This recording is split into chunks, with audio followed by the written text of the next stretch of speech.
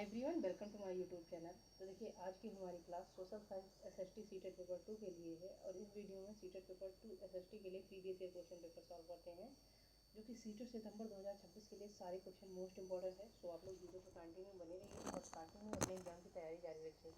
तो चलिए देखिएगा, इसमें पहला वाला क्वेश्चन करते हैं। क्वेश्चन नंबर फर्स्ट में कहा जा रहा है कि दोहरे भार का क्या संदर्भ है। तो दोहरे भार मतलब डबल बर्डन, इसका क्या संदर्भ है। तो ऑप्शन नंबर फर्स्ट दिया जा रहा है यहाँ पे कि आदमियों पर उच्च वेतनमान के रोजगार और भावात्मक रूप से कमजोर न होने का दबाव। तो ये कहाँ से दोहरा भार होगा भैया, ये गलत हो जाएगा, ठीक है। ऑप्शन नंबर सेकंड है कि औरतें घर का कामकाज करें और घर के बाहर भी कार्य करें। उसके बाद और ऑप्शन देख लीजिए, हो सकता है इससे भी जो है सटीक ऑप्शन मिल जाए। तो देखिएगा यहाँ पे ऑप्शन नंबर थर्ड है किशोरियाँ घर का कामकाज करें और छोटे भाई बहनों की देखभाल भी करें। ऑप्शन नंबर फोर्थ है लड़कों से शारीरिक एवं मानसिक रूप से मजबूत होने की अपेक्षा की जाती है। तो ये दोहरे भार का अर्थ नहीं होगा, ठीक है। तो यहाँ पे देखिएगा, दोहरे भार का अर्थ ये है कि औरतें घर का कामकाज करें और घर के बाहर भी कार्य करें, ये होता है दोहरे भार का अर्थ। अब देखिए, समाज में महिलाओं से यही उम्मीद की जाती है कि वे घर के सभी काम जैसे कि खाना बनाना, सफाई करना, बच्चों की देखभाल भी करना, यानी ये सभी चीज़ें करें और उसके साथ साथ उनसे आर्थिक योगदान के लिए वेतनभोगी यानी नौकरी की भी अपेक्षा की जाती है। तो यही होगा दोहरे भार का अर्थ। सो करेक्ट आंसर आपका यहाँ पे हो जाएगा ऑप्शन नंबर सेकेंड।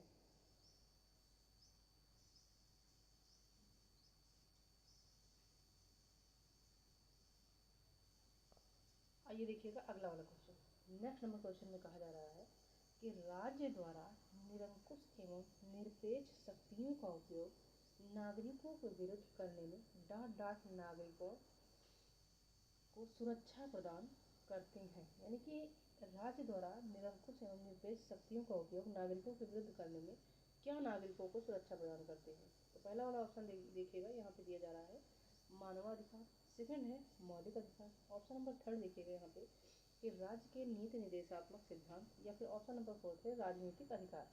तो देखिए कि राज्य द्वारा निरंकुश एवं निरपेक्ष शक्तियों का उपयोग नागरिकों के विरुद्ध करने में मौलिक अधिकारों को सुरक्षा प्रदान करते हैं। राइट आंसर हो जाएगा ऑप्शन नंबर सेकेंड, ठीक है।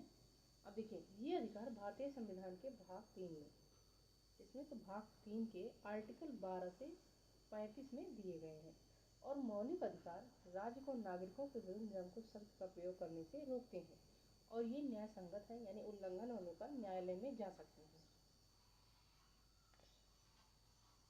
उसके बाद देखिएगा, ये मानवाधिकार दिया गया है विकल्प में, तो ये अंतर्राष्ट्रीय स्तर पर है। मानवाधिकार जो है तो ये अंतर्राष्ट्रीय स्तर पर है और ये संवैधानिक रूप से इतने सशक्त नहीं है। उसके बाद देखिएगा, ऑप्शन नंबर थर्ड में दिया जा रहा है कि राज्य के नीति निर्देशक सिद्धांत। तो राज्य के नीति निर्देशक सिद्धांत भाग 4 में, कहाँ पे, तो भाग 4 में न्याय संगत नहीं है, केवल दिशा निर्देश है। उसके बाद देखिएगा राजनीतिक अधिकार। तो राजनीतिक अधिकार केवल चुनाव और भागीदारी से जुड़े हैं, व्यापक सुरक्षा ये नहीं देते हैं, इसलिए यहाँ पे आपका राइट आंसर हो जाएगा ऑप्शन नंबर सेकेंड।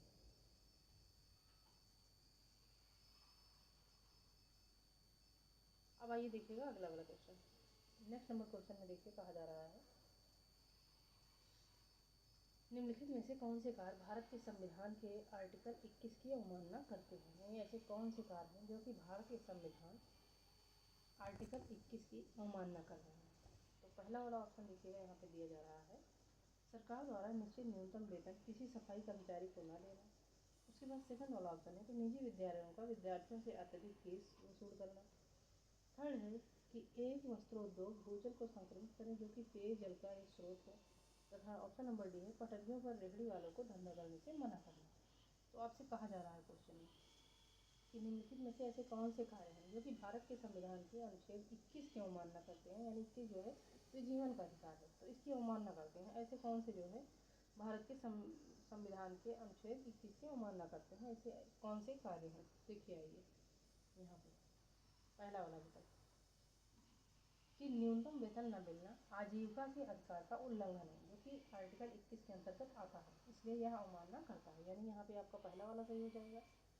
उसके बाद देखिएगा डी वाला कि निजी विद्यालयों का विद्यार्थियों से अत्यधिक फीस शुल्क वसूल करना। तो निजी विद्यालयों द्वारा अत्यधिक फीस लेना सीधे तौर पर आर्टिकल 21 का उल्लंघन नहीं करता है, यानी कि ये वाला ऑप्शन जो है तो ये गलत हो जाएगा, ठीक। यह शिक्षा के अधिकार आर्टिकल 21 से जुड़ा हो सकता है, परंतु आर्टिकल 21 की अवमानना नहीं करता है। तो यहाँ पे बी आपका नहीं होगा, यानी ए वाला हो जाएगा। उसके बाद सी देखिएगा।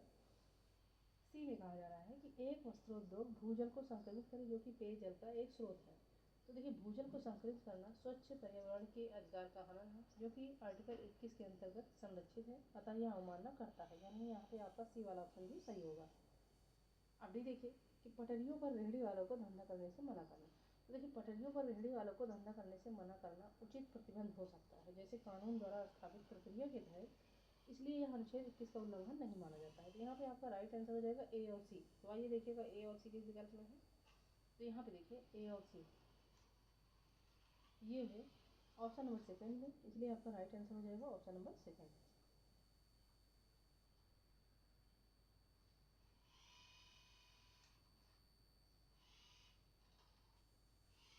आइए देखिएगा अगला वाला क्वेश्चन। इसमें कहा जा रहा है कि निम्नलिखित कथनों पर विचार कीजिए। जैसे कथन ए है, यदि किसी प्रज्ञेय अपराध में एफआईआर यानी लिखित पंजीकृत की जाती है तो पुलिस अपराधी के किसी भी रिश्तेदार को 24 घंटे के लिए रोक सकती है। और कथन बी है कि पुलिस की जांच में विभिन्न प्रकार के प्रमाण एकत्र करना सम्मिलित है। अब यहाँ पे आपको सही विकल्प का चयन करना है। तो पहला वाला विकल्प है कि ए असत्य है किंतु बी सत्य है। सेकंड है ए बी और दोनों सत्य हैं लेकिन बी ए का कारण है।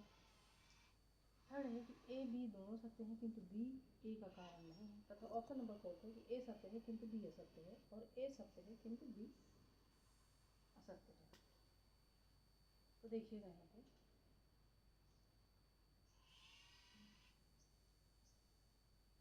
कि ए गलत है। क्यों गलत है? ए गलत है। पुलिस एफआईआर दर्ज होने के कारण आरोपी के किसी भी रिश्तेदार को 24 घंटे के लिए नहीं रोक सकती है। ठीक है, तो यहाँ पे ए असत्य है।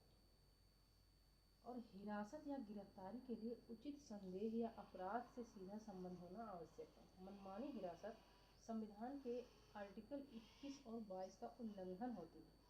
और कथन भी देखिएगा यहाँ पे। तो कथन भी है कि पुलिस की जांच में विभिन्न प्रकार के प्रमाण एकत्र करना सम्मिलित है। तो बी सत्य है, क्योंकि पुलिस की जांच में गवाहों के बयान, फॉरेंसिक नमूने, सीसीटीवी फुटेज, दस्तावेज आदि जैसे विभिन्न प्रकार के प्रमाण पत्र एकत्रित किए जाते हैं। तो यहाँ पे देखिएगा आपका करेक्ट आंसर हो जाएगा कि ए असत्य है किंतु बी सत्य है। तो ए असत्य है किंतु बी सत्य है, ये है ऑप्शन नंबर फर्स्ट में, इसलिए आपका यहाँ पे राइट आंसर हो जाएगा ऑप्शन नंबर फर्स्ट।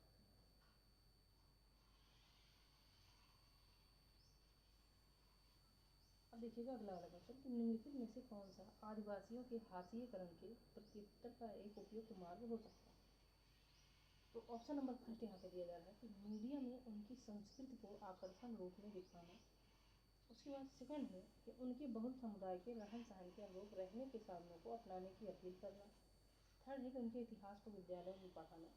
तथा ऑप्शन नंबर फोर्थ है उन्हें शहरों में पलायन करने के लिए कहना। तो देखिएगा यहाँ पे कि कहा जा रहा है क्वेश्चन में कि निम्नलिखित में से कौन सा आदिवासियों के हाशिएकरण के प्रत्युत्तर का एक उपयुक्त मार्ग हो सकता है। तो यहाँ पे देखिएगा इस क्वेश्चन का करेक्ट आंसर हो जाएगा ऑप्शन नंबर थर्ड के उनके इतिहास को विद्यालयों में पढ़ाना। अब स्कूलों में आदिवासी इतिहास और संस्कृति को बढ़ाना उनके हाशिएकरण का सबसे उपयुक्त मार्ग है। इससे युवा पीढ़ी में उनकी विरासत के प्रति जागरूकता और सम्मान बढ़ता है। और यह पूर्वाग्रहों को तोड़ता है, यानी रूढ़ियों और पूर्वाग्रहों को तोड़ता है और साथ ही समावेशिता को बढ़ावा देता है। इसलिए यहाँ पे आपका राइट आंसर हो जाएगा ऑप्शन नंबर थर्ड।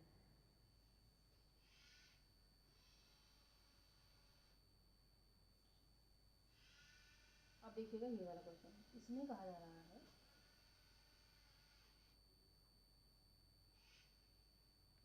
कि निम्नलिखित में से किस समुदाय को 1989 के अत्याचार निरोध अधिनियम के अंतर्गत संवैधानिक सुरक्षा प्रदान की गई है। तो ऑप्शन नंबर फर्स्ट है अल्पसंख्यक समुदाय, सेकंड है महिलाएं, थर्ड है अनुसूचित जातियाँ तथा ऑप्शन नंबर डी है अनुसूचित जनजातियाँ। तो कहा जा रहा है क्वेश्चन में कि निम्नलिखित में से किन समुदाय को 1989 के अत्याचार निरोध अधिनियम के अंतर्गत संवैधानिक सुरक्षा प्रदान की गई है। तो देखिए 1989 का अत्याचार निरोध अधिनियम केवल अनुसूचित जातियों यानी एससी और अनुसूचित जनजातियाँ यानी एसटी को संवैधानिक सुरक्षा प्रदान करता है। तो यहाँ पे सी और डी आपका सही हो जाएगा, एससी और एसटी। देखिए, यह अधिनियम 1989 में SC और ST समुदायों के खिलाफ हिंसा, भेदभाव और अत्याचारों को रोकने के लिए बनाया गया था। और इसमें शारीरिक हिंसा जैसे कि सामाजिक बहिष्कार, जाति आधारित उत्पीड़न जैसे अपराधों के लिए कठोर सजा का प्रावधान है।